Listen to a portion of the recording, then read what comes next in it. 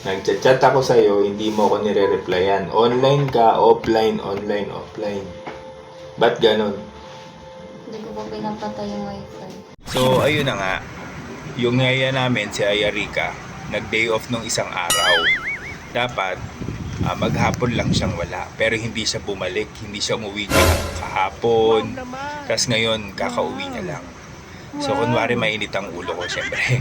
Tapos, kakausapin ko siya ng pagalit. Ipaprank ko siya. Panoorin niyo.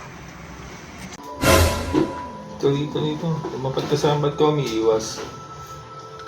Ha? Ano pinaggagawa mo? Ha? Wala po. Wala. Binigla mo kami sa day off mo, wala. Ha? Wala po. Ano, dahil sa boyfriend mo? Bakit? Anong ginawa sa'yo ng boyfriend mo? May nabasa po kasi. Ano? May nabasa po kasi ako sa account niya. May nabasa ka sa account niya? Na ano?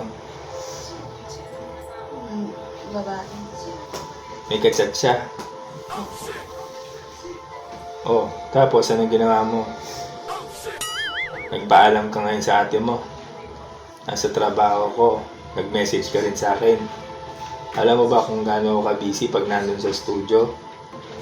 Nagchat-chat ako sa'yo, hindi mo ako nire-replyan. Online ka, offline, online, offline.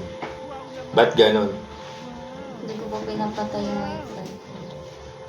Anong hindi mo pinapatay yung wifi? Ba't hindi mo ako nire-replyan? Imposible hindi mo nababasa yung message ko. Oh. Nagkaayos kayo ng boyfriend mo. O tapos, hindi ka pa rin umuwi. Hindi umuwi na po talaga ako noon. Hindi totoo yan. Anong umuwi? Kagabi ka lang umuwi. Oo nga po. Oh. Uuwi po talaga ako noon. Tapos, inano ko po yung ano niya. Tapos ang gusto mo pang, parang ang nangyayari kasi, ano eh, ikaw yung nasusunod eh. Eh paano ngayon? Meron na nakausap si ate mo na papalit sa'yo. Dahil sa ginawa mo. Ha? Hindi ka na namin kailangan dito. Ha? Okay lang sa'yo? Maghanap na lang po ako. Ay hindi. Kung maghanap ka ng iba, wala ka rin tatagalan. Kasi ganyan din ang gagawin mo.